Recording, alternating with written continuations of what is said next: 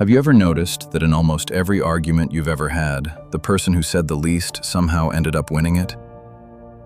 Not the loudest person, not the one with the best points, the one who simply didn't react. There is a specific, documented reason for that, and once you understand it, you'll never watch an argument, a negotiation, or a relationship the same way again.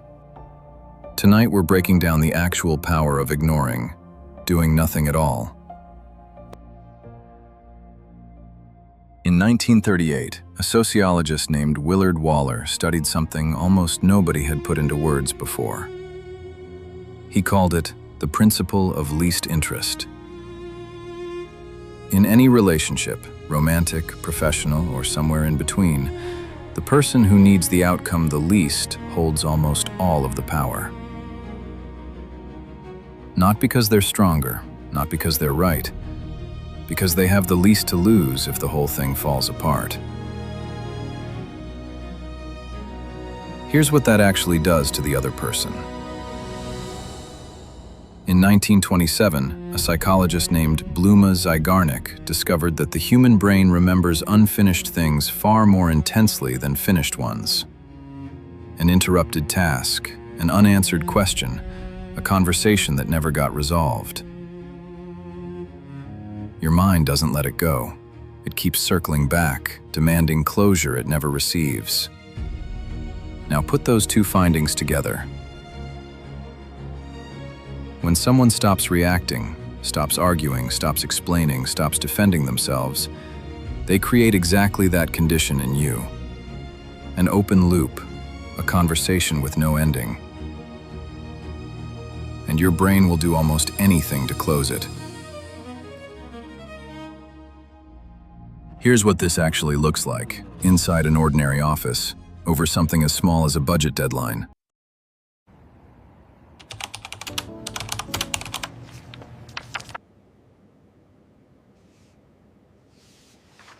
This is great work.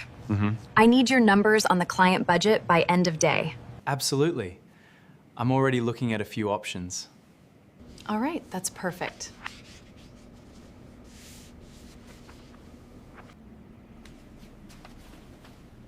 Actually, I think the timeline they're asking for might be unrealistic.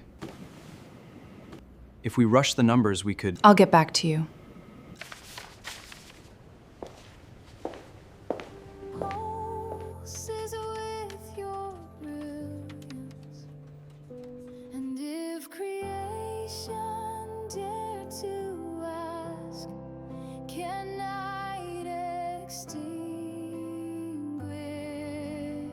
Did I say something wrong?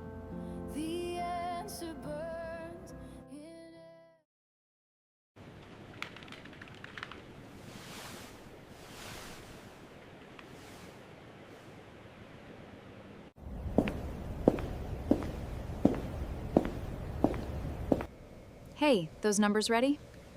Yes! I can actually have a revised version in 20 minutes if you want. Perfect.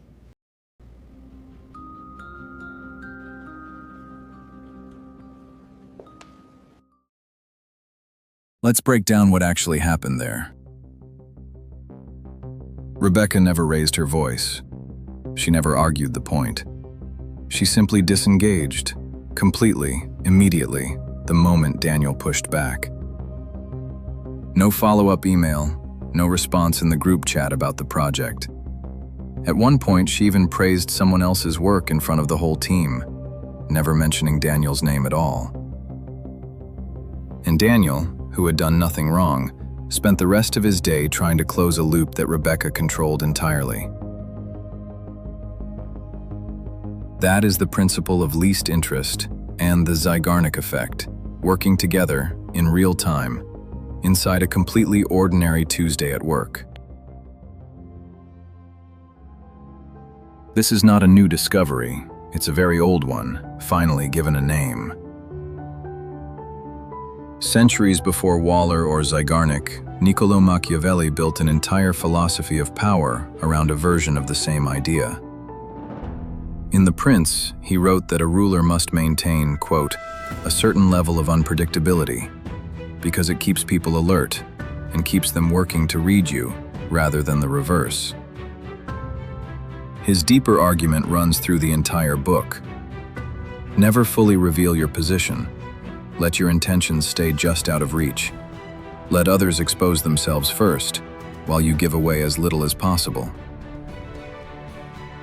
Machiavelli wasn't writing about arguments with friends or waiting on a text message. He was writing about the same mechanism, 500 years before psychology had the language to explain why it works. Think about that for a second. Machiavelli understood that when you remove your attention, people expose themselves. They chase. They reveal their true intentions. If you're realizing right now how much silence and ignoring could change your life, both as a tool you use and as a defense against those who try to use it on you, then subscribe right now, because that's exactly what this channel exists to teach you every single week. Now here is the part that has to be said honestly. Everything we just described is real, and it works. That's not in question. But there is a specific line where composure stops being a strength and becomes something else entirely. And what you just watched was already past that line. Compare it to this instead. A manager who hears the same pushback and simply says, "I hear you. Let's revisit this tomorrow once we've both thought it through." No punishment, no disappearing, no lesson being taught through silence. That is composure. What Rebecca did was withdrawal, used specifically to make someone anxious enough to overdeliver. We've described a version of that exact dynamic before on this channel. What happens inside a manipulator when someone else goes silent on them. This is the other side of that coin. What happens inside you when silence is being used deliberately and without honesty to control you. The difference between the two is intention and frequency. One disagreement met with calm is not the same as someone who has built their entire authority around making you chase their approval.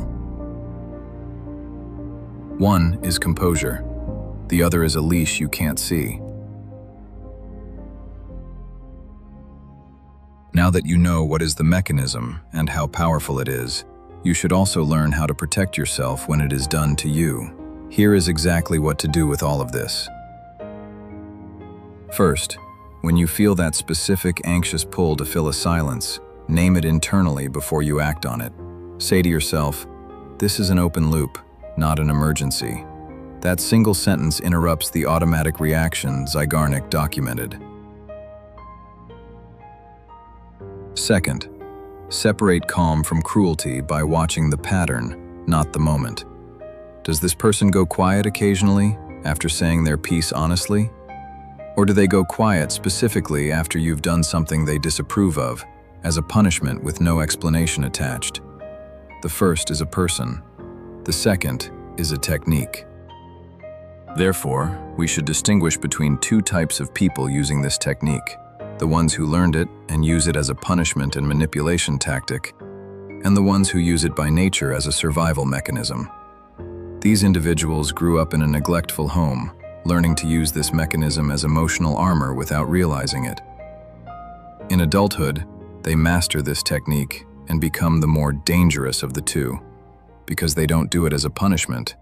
They do it naturally as a defensive response, and the impact on the receiving end is exactly the same.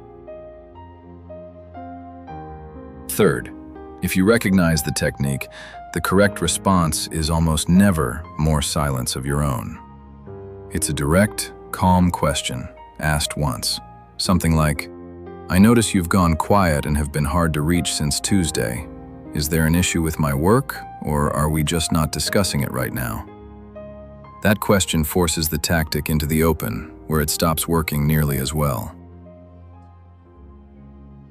None of this means you should stop using calm and composure as a genuine strength. It means you now know precisely where that strength ends and someone else's control begins. If you made it all the way to the end, respect. That means you're not just consuming content. You're actually looking for real power and solutions. Most people don't have the attention for this. You do. Stay educated, stay dangerous, stay unplayable. Subscribe. Psych Unmasked. What people hide, what the mind conceals.